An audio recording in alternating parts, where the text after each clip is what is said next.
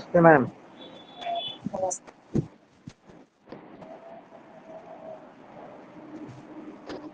Ma'am नमस्ते।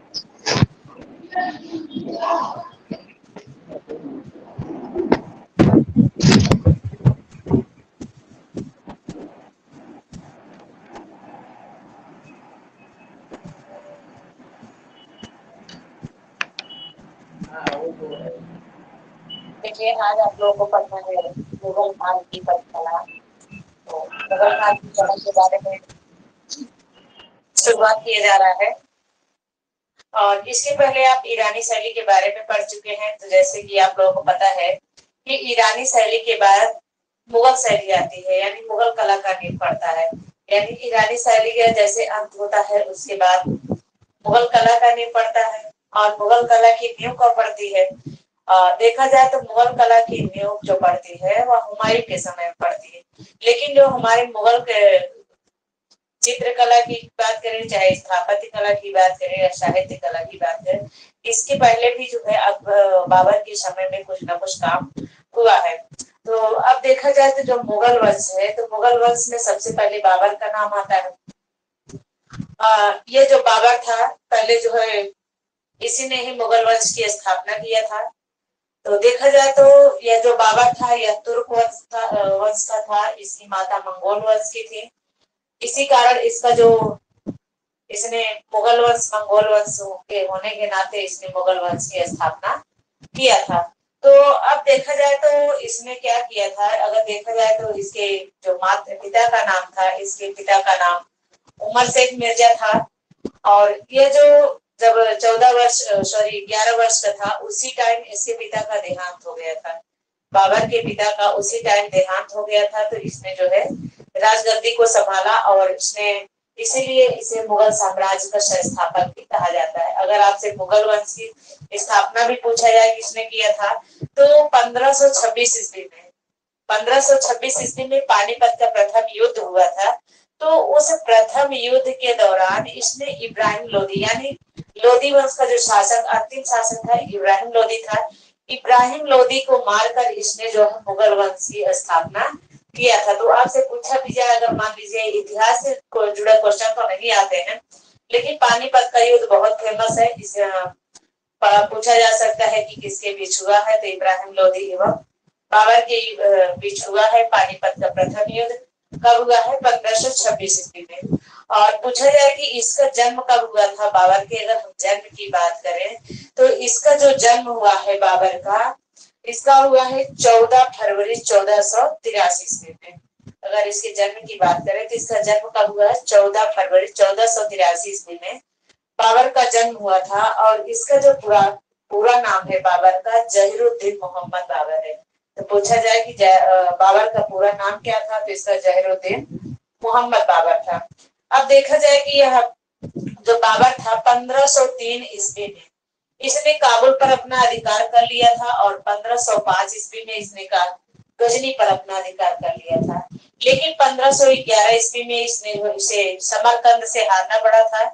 और उसके बाद इसने बाद में क्या किया था, बहुत सारी उपाधियों को भी धारण किया था। जैसे कि पूछा जाए कि गाजी की उपाधि किसने धारण किया था, कलंदर की उपाधि किसने धारण किया था और बादशाह की उपाधि किसने धारण किया था। तो यह जो बाबर है इसने बाबर की भी उपाधि धारण किया था, गाजी की भी उपाधि धारण किया था और कलंदर की भी उपाधि को धारण किया था। अगर इसके हम बात करें कि इसकी जो रुचि रही है, यह देखा जाए तो या इसकी कला में भी रुचि रही है, चाहे स्थापत्य कला की बात करें या चित्रकला की बात करें या पुस्तकों की बात करें, तो इसने बहुत सारी पुस्तकों की भी रचना किया है। या साहित्य कला की बात करें, साहित्य कला के अंतर्गत जितने भी ग्रंथ है वो आते हैं।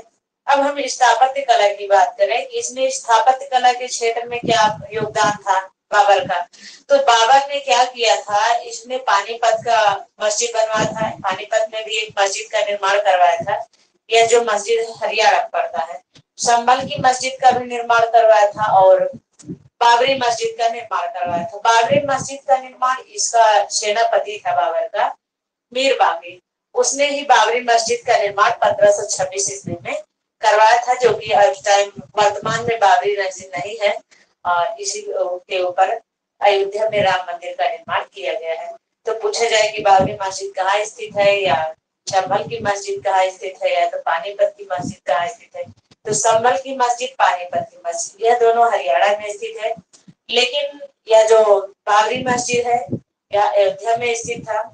और देखा जाए तो यह जो बाबर था, इसकी अगर बात करें, चित्रकला की बात करें, तो चित्रकला में अगर देखा जाए तो इसने ईरान में एक पुस्तक थी, चित्रित पुस्तक थी, शाहनामा। तो शाहनामा, कोई कुछ कहना चाह रहा है? Good evening Priyanka ji. तो यह जो था ईरान के शासकों पर लिखी गई यह ग्रंथ है शाहनामा।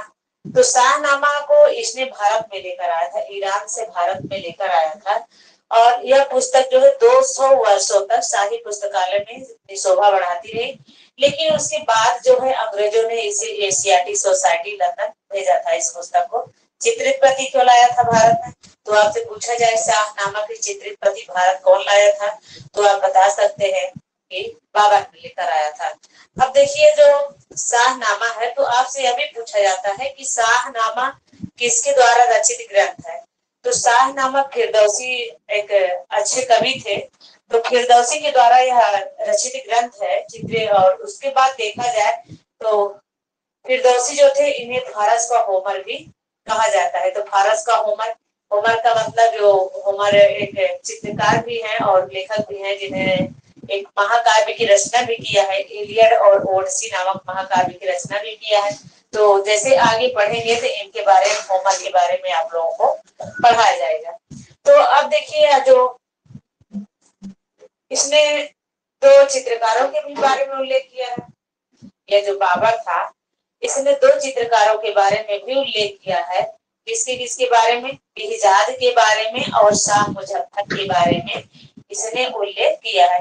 तो बिहजाद के बारे में इसने क्या बताया है? इसने ये लिखा है कि बिहजाद एक अच्छा आलेखन का जानकार था, और इजाद जो है लेकिन युवा के दाढ़ी रहित चेहरे नहीं बना पाता था। तो ये तो बिहजाद के बारे में वर्णन किया था। लेकिन इसने शाह मुजफ्फर के बारे में क्या कहा है? इसने कहा है कि यह भी एक बहुत अच्छा चित्रकार था, यह सादृश्य चित्रण करता था, यानी देख कर हूबहू चित्र बनाता था। सादृश्य का मतलब होता है किसी की वस्तु को देखकर उसका चित्रण करना ही सादृश्य के अंतर्गत आता है। तो ये जो शाह मुजफ्फर था, किसके जानकार था? सादृश्य का जानकार था, यानी सुंदर चित्रण करता था सादृश्य का। अब बाबर का साहित्य के प्रति रुचि की बात करें, तो साहित्य के प्रति इसकी रुचि क्या रही? तो देखा जाए बाबर ने एक तुर्की भाषा में स्वयं आत्मकथा लिखा है, तुजुक-ए-बाबरी। तुजुक-ए-बाबरी को इसने लिखा है। और उसके बाद देखा जाए कि इसने एक दीवान नामक संगीतों का संग्रह भी लिखता था। और गद्य शैली में एक इसने और पुस्तक लिखी है, मुबैयान। तो आपसे पूछा जा सकता है मुबैयान किसकी पुस्तक है? पद्य शैली में लिखी गई है। तो आप बता सकते हैं कि मुबैयान बाबर की पुस्तक है। या आपसे पूछा जाए कि जो आपका तुजुक-ए-बाबरी है किसकी आत्मकथा है? तो तुजुक-ए-बाबरी बाबर की आत्मकथा है। लेकिन यह जो तुजुक-ए-बाबरी पुस्तक है, इसको देखा जाए तो अकबर के समय में इसे बाबरनामा नाम से, अकबर के समय में बाबरनामा नाम से इसका जो है बाबरनामा नाम से अनुवाद हुआ था, फारसी अनुवाद हुआ था। तो फारसी अनुवाद किसने किया था? तो पूछा जा सकता है। तो इसका जो फारसी अनुवाद हुआ है, इसका अनुवाद अब्दुल रहीम खान ये खाना ने किया है।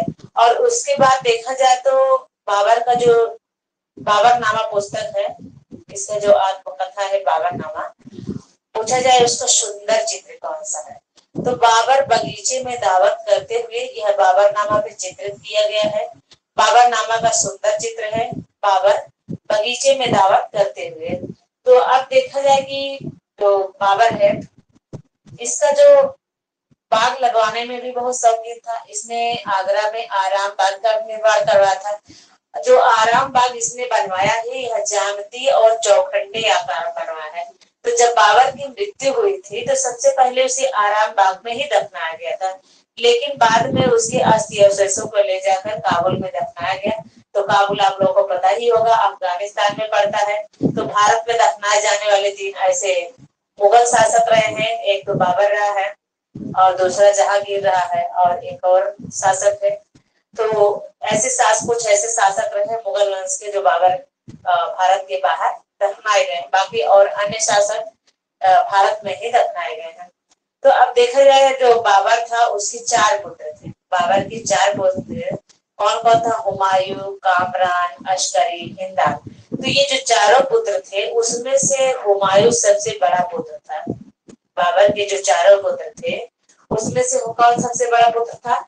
हुमायूं सबसे बड़ा पुत्र था। तो हुमायूं का जो पूरा नाम है नासिरुद्दीन मोहम्मद हुमायूं। तो इसका जो जन्म हुआ है 6 मार्च 1508 ईस्वी में हुआ है। तो यही जो है आगे चलकर, क्योंकि बाबर का बड़ा पुत्र था, योग्य पुत्र था, अच्छा जानकार भी था, तो यही चलकर शासन सत्ता को संभालता है जब बाबर की मृत्यु हो जाती है तब। तो यहाँ पे सबसे पहले आप जो है बाबर के बारे में पढ़ेंगे, उसके बाद हुमायूं के बारे में लिखेंगे, उसके बाद हुमायूं के बारे में बातचीत किया जाता है। तो अब आप लोग क्या करेंगे? बाबर के बारे में बोर्ड पर देखिए, आप हेडिंग डालेंगे। सबसे पहले डालेंगे मुगल काल की कला।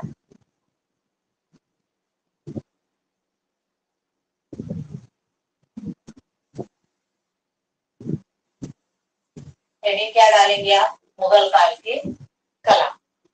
मुगल काल की, जैसे कि मैं बताई कि मुगल वंश की स्थापना बाबर ने 1526 ईस्वी में किया था। आपके लिए जो इम्पोर्टेंट है आप उनके इम्पोर्टेंट पॉइंट पे जानिए, ज्यादा इतिहास की तरफ जाने की जरूरत नहीं है। तो यहाँ आप जानेंगे मुगल वंश की स्थापना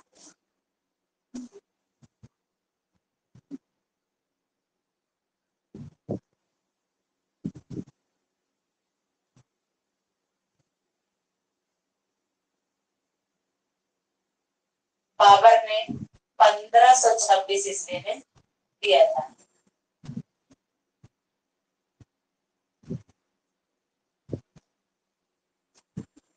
ठीक है, तो आपसे पूछा जाए कि मुगल वंश की स्थापना किसने किया था तो आप क्या बताएंगे? बाबर ने किया था। अब अगर आपसे पूछा जाए कि इसकी माता किस वंश की थी तो बाबर की माता मंगोल वंश की थी। इसकी जो माता थी क्या थी? मंगोल वंश की थी। तो यहाँ पे आप लिखेंगे बाबर की माता मंगोल वंश की थी।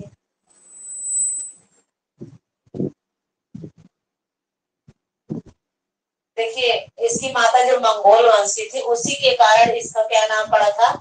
मुगल वंश पड़ा था। और इसके जो पिता थे, पैतृक ये था इसका मुगल वंश का पैतृक अगर गृह पूछा जाए तो ईरान था।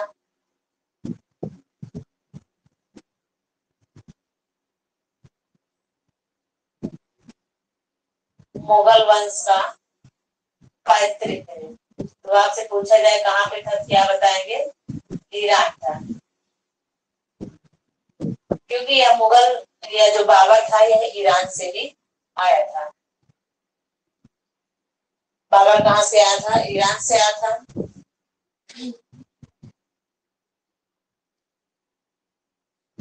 तो अब आप हेडिंग डालेंगे बाबर। क्या हेडिंग डालेंगे आप? बाबर। तो बाबर के जन्म की बात करें 15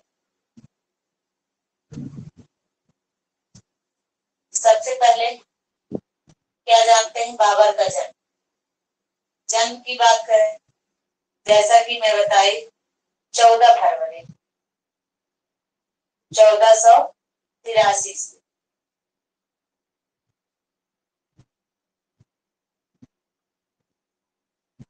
इसका जन्म कब हुआ था? 14 फरवरी 1483 ईस्वी में। तो अगर आपसे मुगल साम्राज्य की स्थापना भी पूछा जाए तभी भी आप बताएंगे किसने किया था? बाबर ने। यही पे मैंने दे रही, आप लिख सकते हैं यही पर भी, मुगल वंश या मुगल साम्राज्य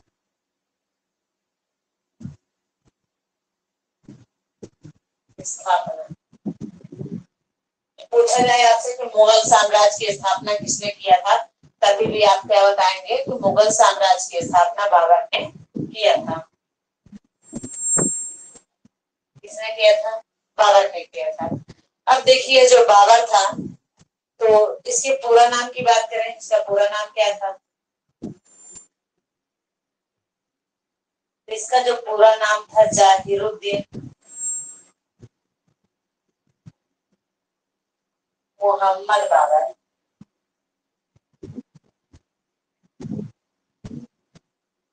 जाहिरुद्दीन मोहम्मद बाबर।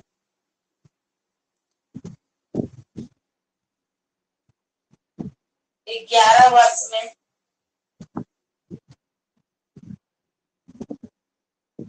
गद्दी पर बैठा।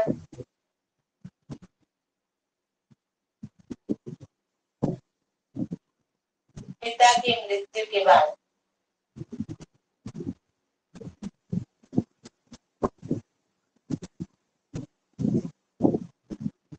जब इसके पिता की मृत्यु हो गई, तो उस टाइम वो कितने वर्ष का था? 11 वर्ष का था। उसी टाइम वो अपने राजकाज को संभाला। और यह जो बाबर था, या वो क्या बोला जाए, सॉरी, तैमूर वंश की पांचवी जो इसका पीढ़ी था, उसी का ये बाबर था, यानी पांचवी पीढ़ी में जन्म लिया था। जो बाबर था यह तैमूर वंश की पांचवी पीढ़ी में जन्म लिया था। तो देखा जाए कि तैमूर वंश से भी संबंध रखता था। अब देखा जाए तो यह जो 1503 ईस्वी में कहां पर अधिकार किया था? पूछा जाए कि 1503 ईस्वी में अधिकार किया था काबुल पर।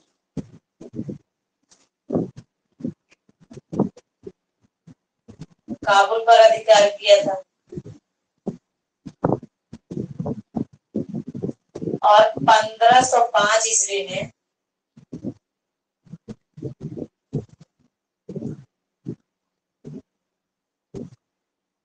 गांधार पर अधिकार किया था। गांधार।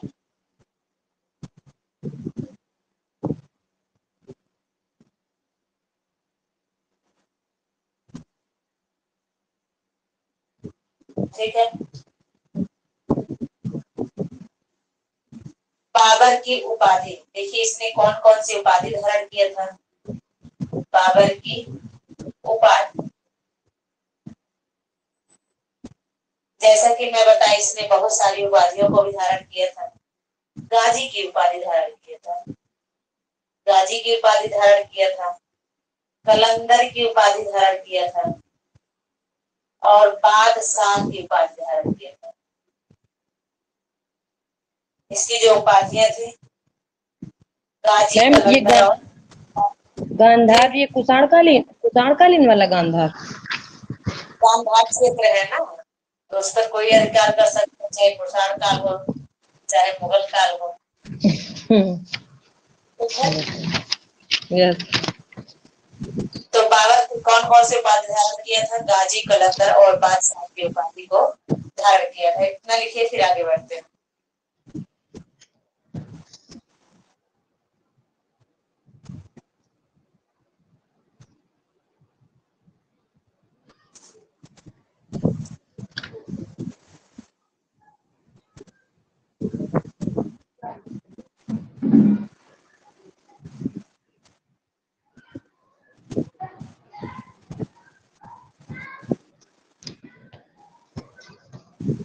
हो गया। लिखिए सभी लोग।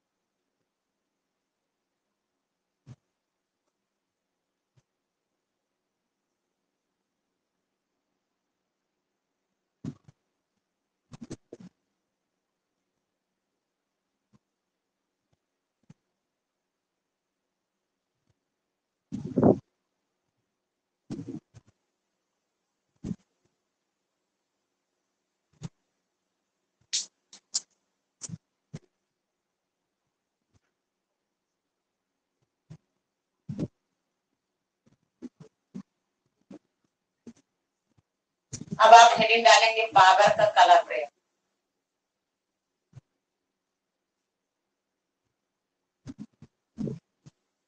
बाबर का कला प्रेम। देखिए उसका किन किन कलाओं की तरफ रुझान था। बात करेंगे वास्तुकला। वास्तुकला की बात करते हैं। अब वास्तुकला में ये देखते हैं कि बाबर ने किन किन वास्तुकलाओं का निर्माण करवाया था।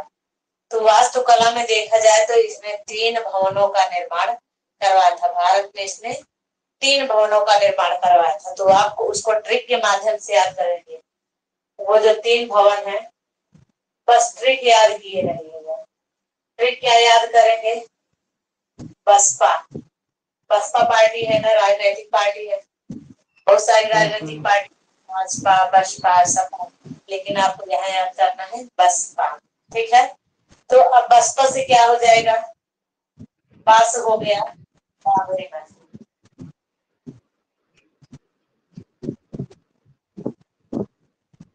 पास क्या बना?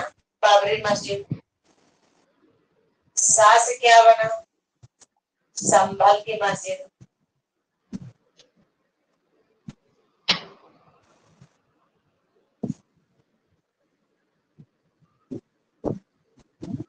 पास क्या बना? पानीपत का मस्जिद।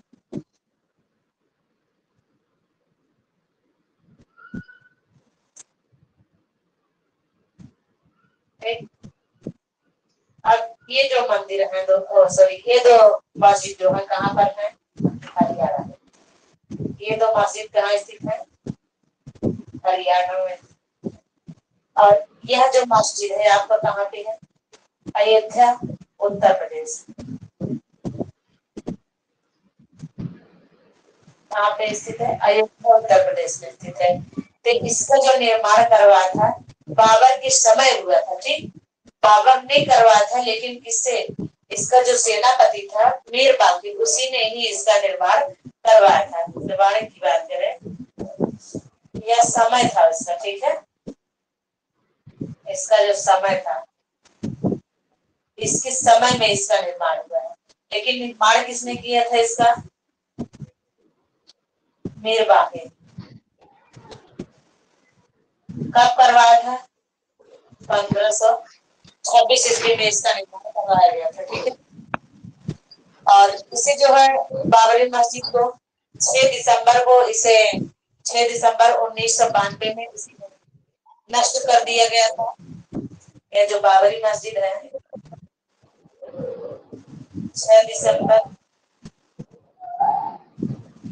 1992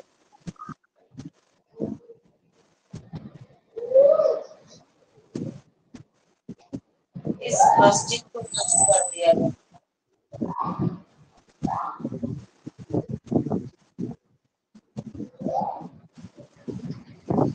यानी हिंदू संगठनों द्वारा। ठीक है, आप लोग लिख लीजिए, फिर आगे बढ़ते हैं।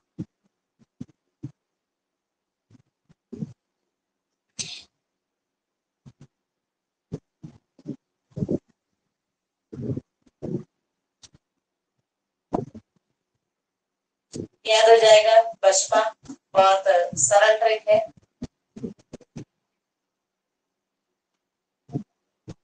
जो 3 दिए थे मैम वो भी याद है, जो 2 और हैं। जी, जो 3 दिए थे ना याद करने के लिए, क्या बात है? आगे उसका नाम, उसका यूज आगे है। ठीक है, वो याद है।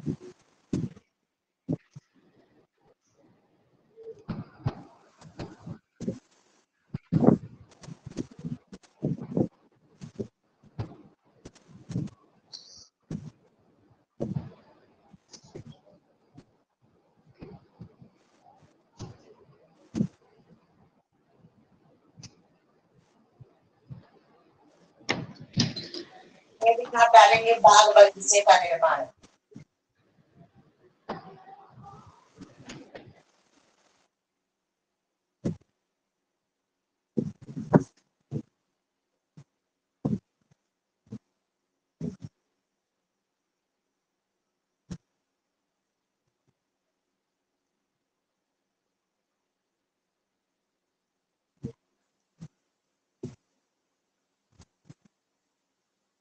हेडिंग क्या डालेंगे, बाग बगीचे का निर्माण। तो पूरा अगर पूछा जाए कि भारत में सर्वप्रथम चौखंडे आकार या ज्यामितीय आकार में बाग बगीचे का निर्माण की परंपरा कब शुरू हुई, तो यह मुगल काल में शुरू हुई। किसके शासन काल में शुरू हुई, तो यह बाबर ने ही इसकी शुरुआत किया था। पूछा जाए कि चौखंडे व ज्यामितीय आकार के बाग का निर्माण कहाँ पे हुआ है, तो यह आगरा में हुआ है। आगरा का आराम बाग है। आराम बाग आज भी देखने में बहुत सुंदर लगता है। तो यहाँ पे आप लिखेंगे बाबर ने भारत में सर्वप्रथम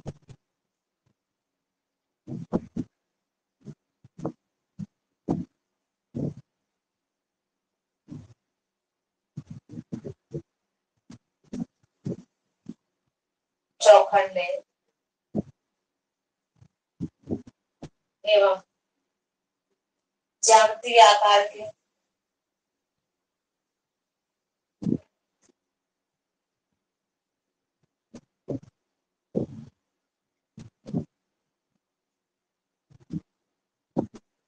बाग बगीचे का निर्माण किया था।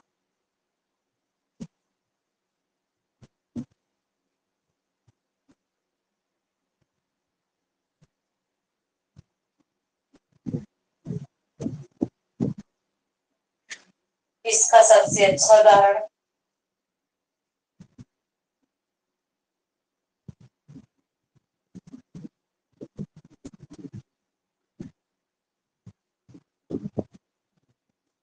आगरा का आराम बाग है।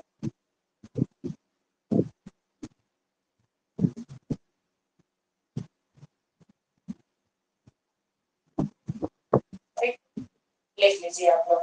अब उसके बाद हेडिंग डालेंगे चित्रकला। हेडिंग क्या आप डालेंगे, चित्रकला।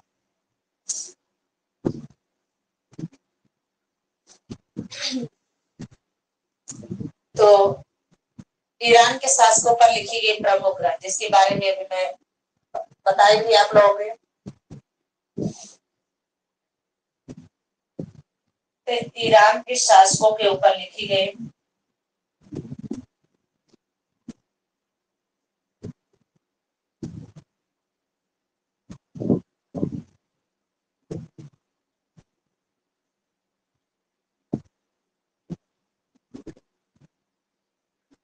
पुस्तक शाहनामा।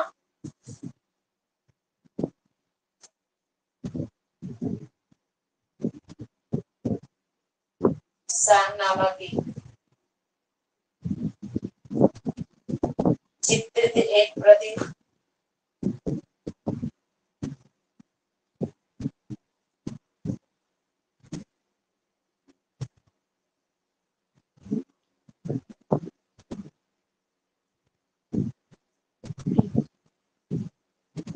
बाबर भारत लाया था। तो आज क्वेश्चन क्या बनेगा, शाहनामा पुस्तक किसके ऊपर लिखा गया ग्रंथ है, तो ईरान के शासकों के ऊपर लिखा गया ग्रंथ है। ठीक है। दूसरा क्वेश्चन क्या बनेगा, शाहनामा पुस्तक की रचना किसने किया था। जैसा कि मैं बताई कि शाहनामा पुस्तक की रचना फिरदौसी ने किया था।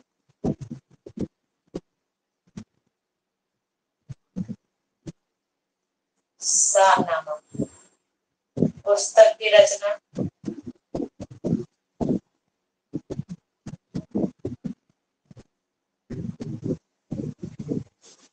फिरदौसी ने किया था।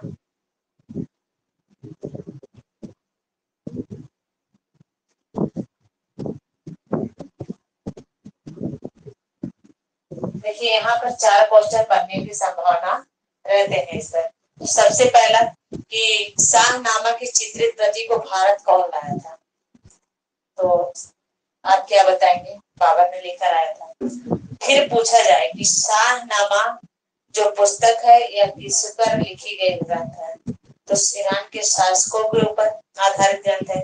तीसरा क्वेश्चन कि शाहनामा पुस्तक की रचना किसने किया था, तो किसने किया था, फिरदौसी ने किया था। चौथा क्वेश्चन, किस विद्वान को फारस का होमर कहा जाता है, तो फिरदौसी को भी फारस का होमर कहा जाता है। यहाँ पे लिखेंगे फिरदौसी को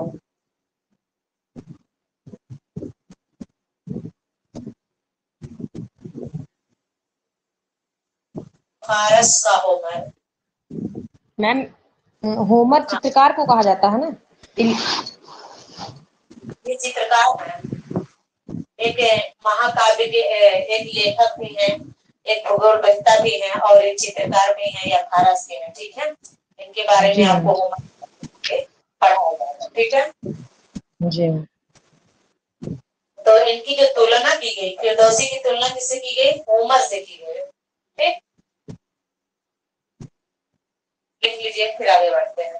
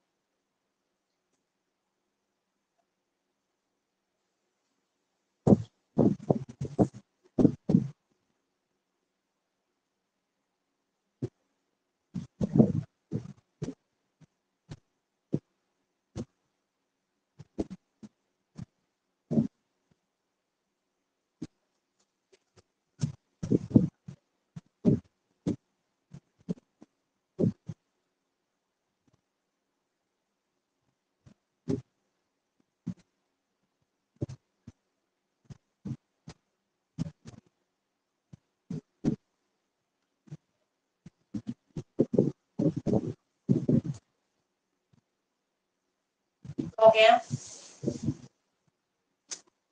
जी मैम।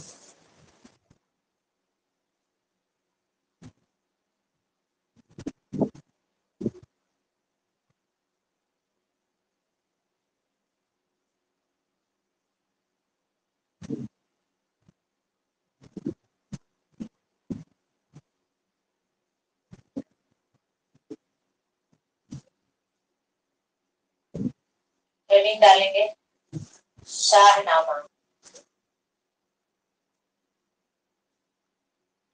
लेखक फिरदौसी। शाहनामा के जो लेखक है कौन है? फिरदौसी।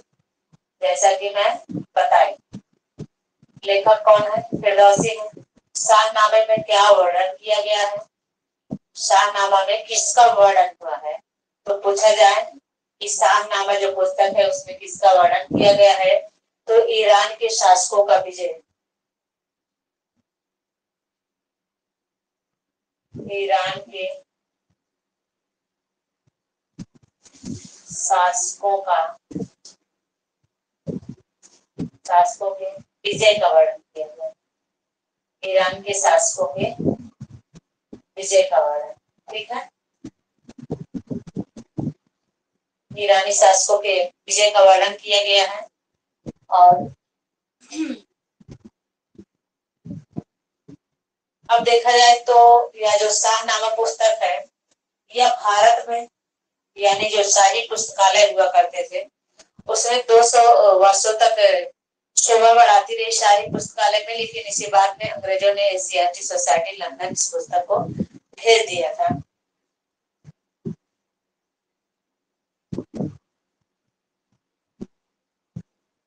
संग्रहित। ठीक है, बाबर के समय की बात हो रही है, संग्रहित की बात करें सबसे पहले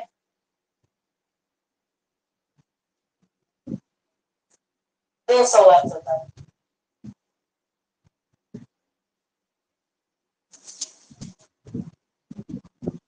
शाही पुस्तकालय की शोभा बढ़ाती है। ठीक है,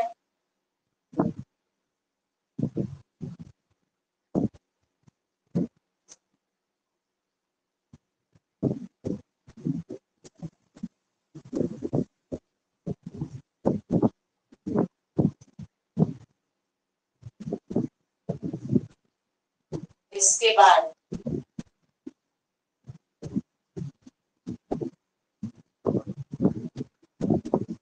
बाद क्या हुआ? अंग्रेजों ने इसे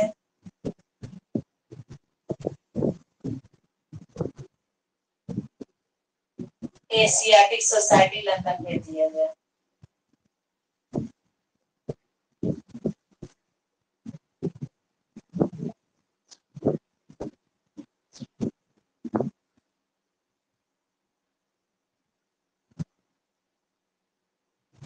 ठीक है, अब उसके बाद आप हेडिंग डालेंगे बाबरनामा के।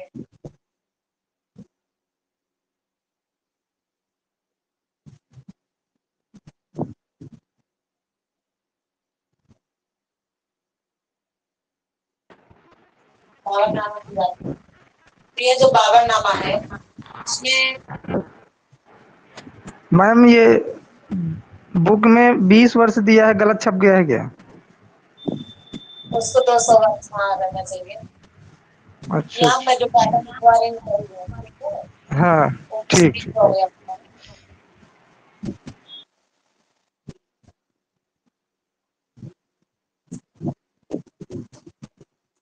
अब उसके बाद बात करते हैं, ये जो बाबर थे, बाबर की जो पुस्तक थी बाबरनामा, तो बाबर ने बाबरनामा में 2 चित्रकारों का उल्लेख किया है, शाह मुजफ्फर एवं इजाज। तो यहाँ पे आप लिखेंगे बाबर ने अपनी पुस्तक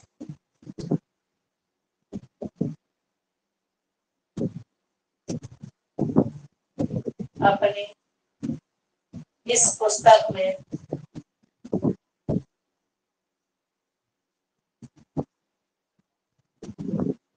दो चित्रकारों का उल्लेख किया है।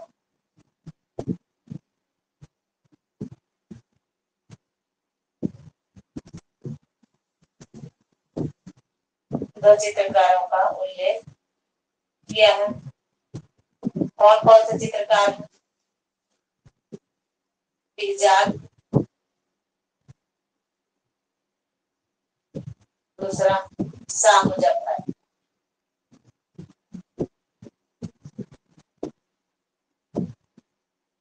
इजाज और शाह मुजफ्फर के बारे में वर्णन किया है। इतना लिखिए, फिर आगे बताते हैं। इतना समझ में आप लोग हैं? तो आपसे पूछा जाए कि बाबर ने किन 2 चित्रकारों के बारे में उल्लेख किया अपने पुस्तक बाबरनामा में, तो आप क्या बताएंगे? इजाज और शाह मुजफ्फर के बारे में उल्लेख किया है।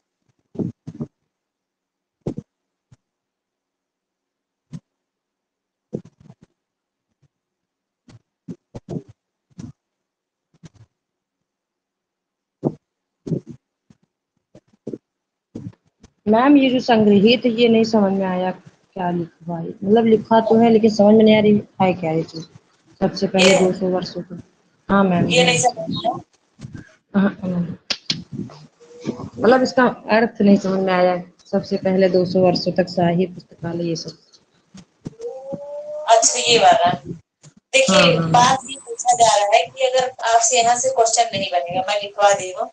बात ये पूछा जा रहा है कि बाबर की जो बाबर ने जो चित्रित प्रति लाया था, शाहनामा की एक जो चित्रित प्रति लाया था, वह कितने वर्षों तक कहाँ पर रहे? तो सबसे पहले वह 200 वर्षों तक, यानी जो शाही पुस्तकालय का मतलब क्या है? जो मुगल वंश के पुस्तकालय हुआ करते थे, यानी ईरान से संबंधित, तो ईरानी शासकों से, यानी इसका भी पैतृक भी ईरान था, बाबर का है।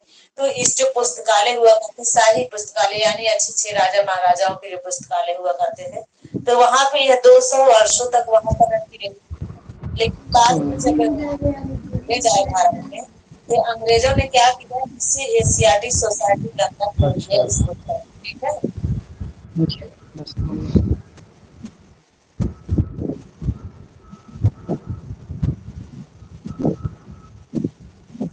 तो अगर आपसे पूछा जाए कि बाबा द्वारा लाई गई चित्र प्रति कहाँ रखी गई है, तो अगर इस टाइप का क्वेश्चन पूछा जाए, जैसे कि मैं बताऊंगी, इसके बाद अंग्रेजों ने इस्लामिक सोसाइटी लंदन भेज दिया गया। तो यानी प्रेजेंट टाइम में जो बाबर की प्रति जो लाया था, बाबर द्वारा जो प्रति लाई गई थी, ये प्रेजेंट टाइम कहाँ पे? एशियाटिक सोसाइटी लंदन में, ठीक है।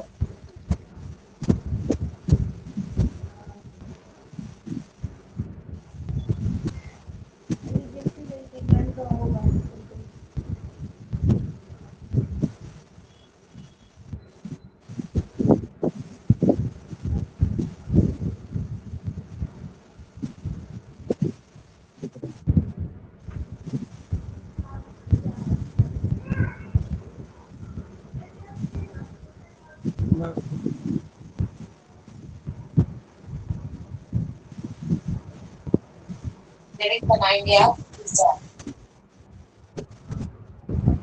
बढ़ा दिए जी।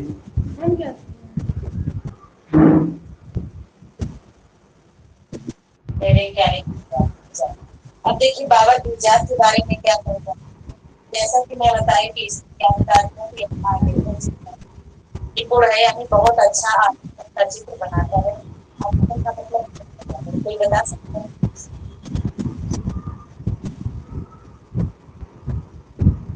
आलेखन किसे कहते हैं, कोई बता सकता है? कोई नहीं बताएगा।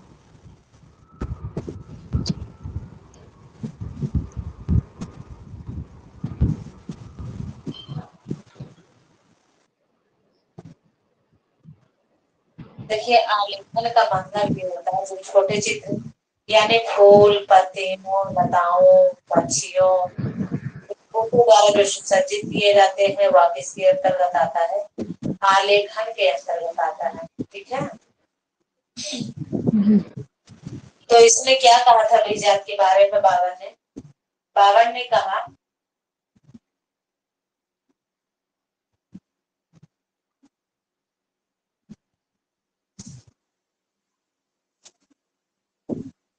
बावन ने गिरिजात को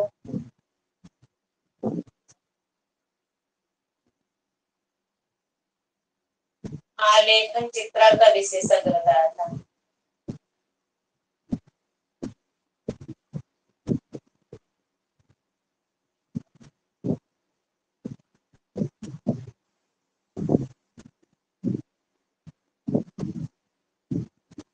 इसका विशेषज्ञ बताया था, आलेखन चित्रण का विशेषज्ञ बताया, लेकिन आलोचना भी किया था।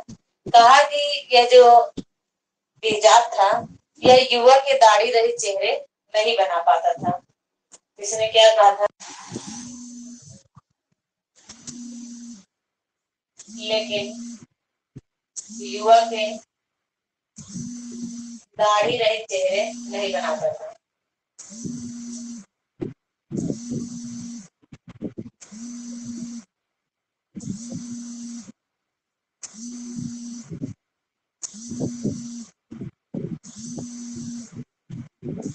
और हेडिंग डालेंगे आप शाह मुजफ्फर।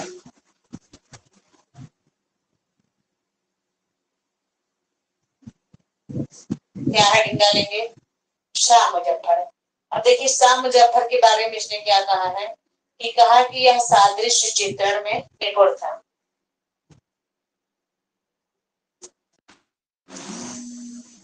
यह सादृश्य चित्रण में निपुण था।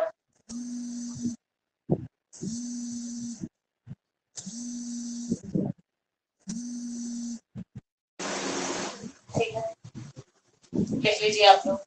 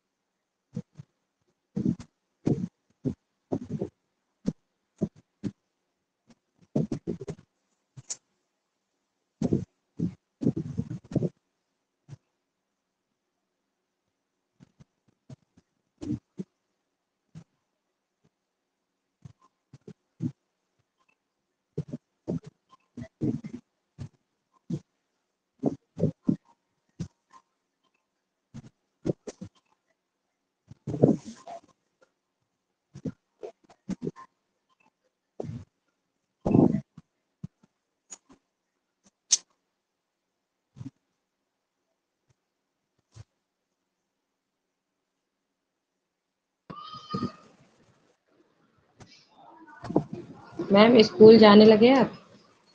जी स्कूल जाने लगे आप? स्कूल तो खुल गया है अभी से। हो सकता है जाना पड़ेगा।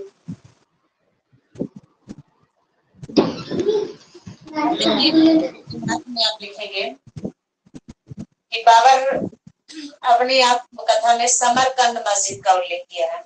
यह जो समरकंद मस्जिद है यह ईरान में पड़ता है। ठीक है, तो यहाँ रिमार्क में लिखेंगे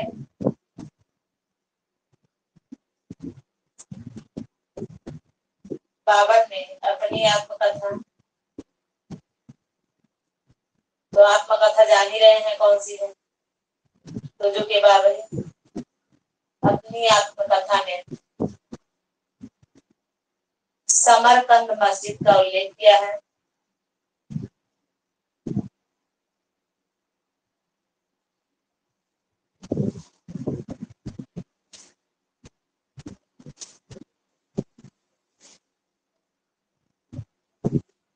इसने क्या बताया है, इसने ये कहा है कि यह जो समरकंद का मस्जिद है यह चीनी तस्वीरों से सजाई गई है। Ma'am good evening. क्या मस्जिद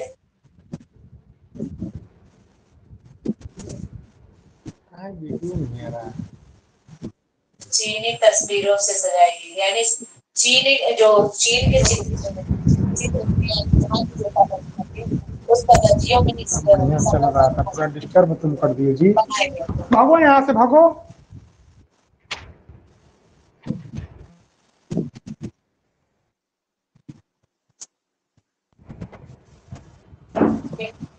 देख लीजिए, फिर अब आप हेडिंग डालेंगे बाबर का साहित्य में रुचि।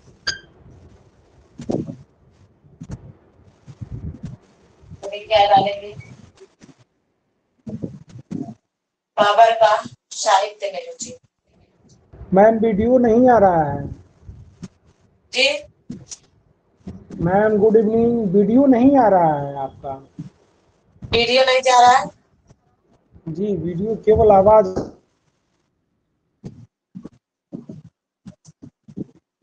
आपके यहाँ नेटवर्क जी जी आपके यहाँ नेटवर्क की प्रॉब्लम हो गई। नहीं मैम, आवाज आप नहीं, आपके यहाँ नेट की प्रॉब्लम होगी तभी आवाज मेरी फंस रही है। आवाज एकदम क्लियर आ रही है, आवाज में कोई दिक्कत नहीं है, वीडियो नहीं आ रहा है। क्या कर रहे हैं,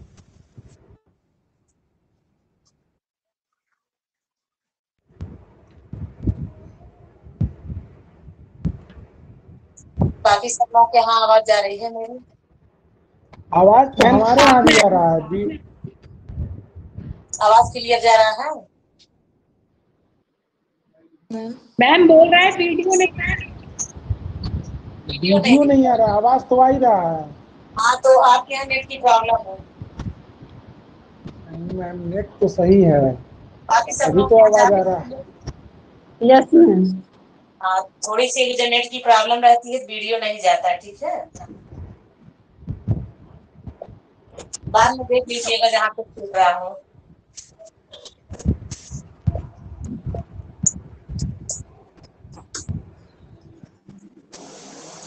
अब हेडिंग डालेंगे आप बाबर का साहित्य में रुचि।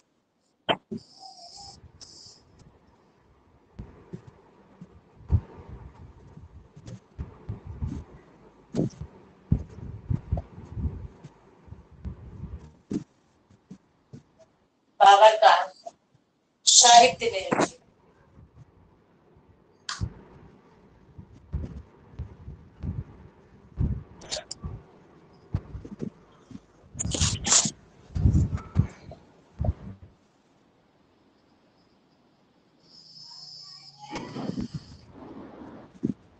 जैसा कि मैं बताई, इसमें तो जो के बाबरी भी लिखा है, ग्रंथ की रचना की है तो जो के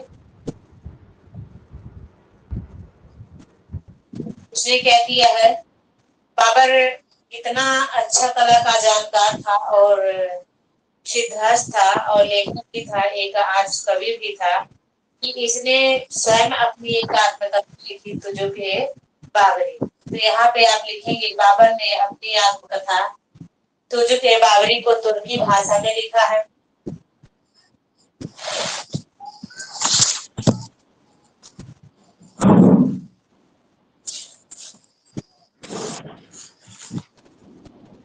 आत्मकथा तो जो कि बाबरी को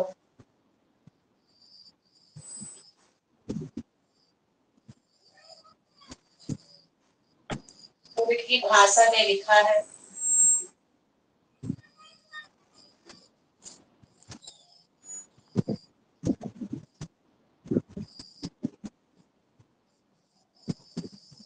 किस भाषा में लिखा है?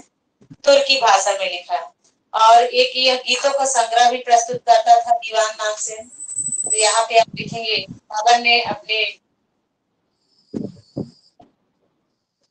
और देखिए तुजो के बाबरी के बारे में अगर बात करें तो इसका अनुवाद हुआ है। इसका फारसी अनुवाद किसने किया है? अकबर के समय। इसका फारसी अनुवाद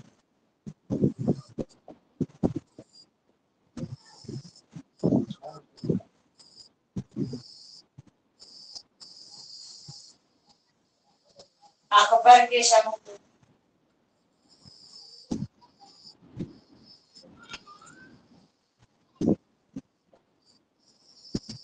बाबरनामा नाम से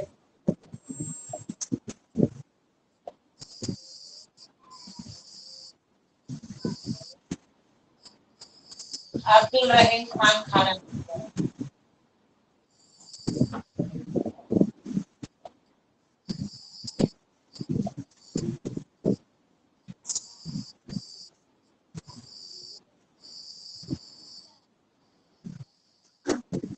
यानी किसने किया था?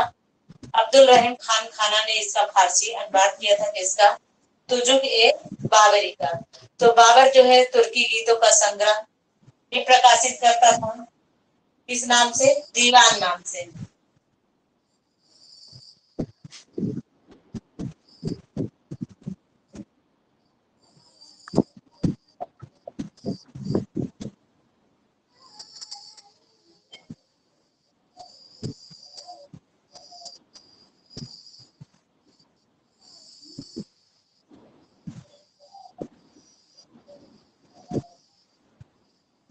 प्रकाशित करते हैं, ठीक है। और इसने एक पद शैली में बयान नामक पुस्तक की भी रचना किया है।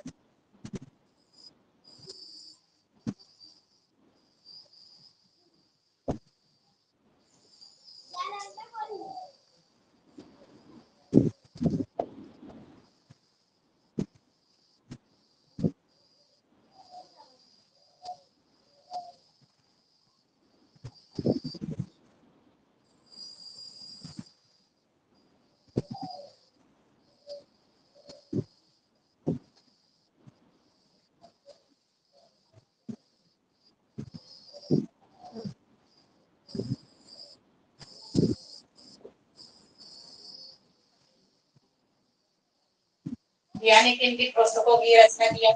एक तो इसने तुजो के बाबरी को रचा, दूसरा दीवान नाम से गीतों का संग्रह प्रकाशित करता था, और तीसरा ये मुवैया नामक एक पद शैली में पुस्तक की रचना किया करता था। ठीक है,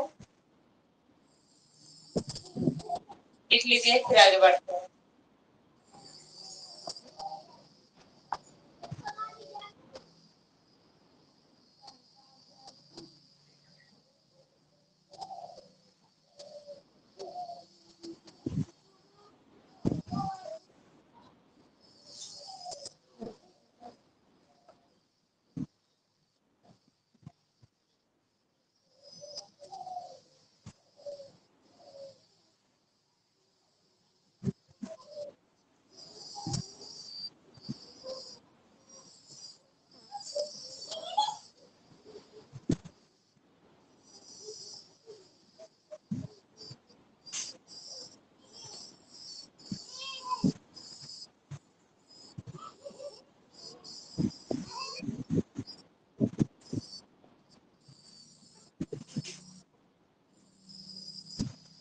हो गया मैम।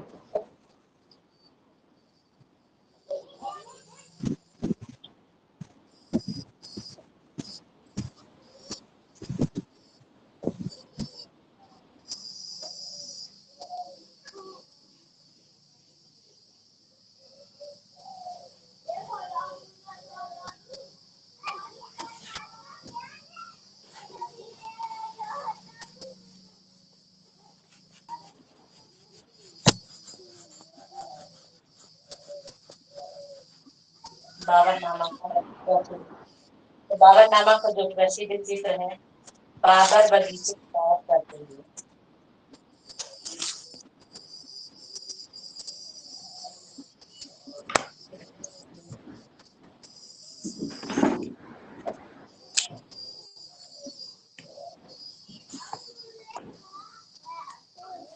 पनामा के प्रसिद्ध चित्र है डॉक्टर बाबर बगीचे में दावा करते हुए।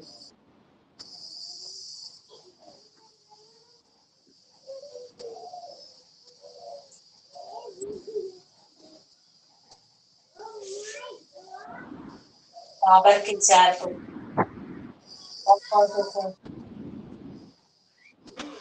बाबर के 4 पुत्र थे, हुमायूं, कामरान, अस्करी,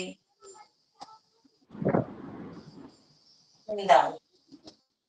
ठीक है, इसके 4 पुत्र थे, हुमायूं, कामरान, अस्करी और हिंदाल। अब इसके बाद आप हेडिंग डाल देंगे, यहाँ पे लिख लेंगे, हेडिंग डाल देंगे हुमायूं, इसके बाद उसको कल। ठीक है, लाइट भी गायब हो गई है।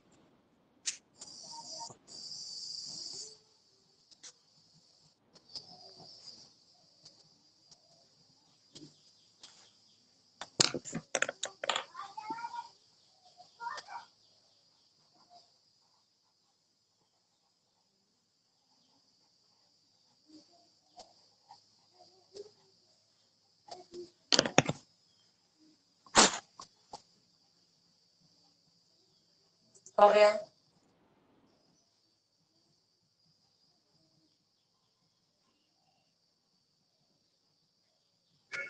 हाँ मैम हो गया। ठीक है, फिर ओके। जी हमारी मैम। हेडिंग डालकर छोड़ दीजिए। ठीक है, मैम कल भी क्लास का यही टाइम रहेगा या कुछ चेंजमेंट है? देखिए चेंज हो सकता है। मॉर्निंग में रहेगा क्या मैम, क्योंकि मैसेज डाल दिया जाएगा ग्रुप में। अच्छा ओके मैम, ठीक मैम। ओके।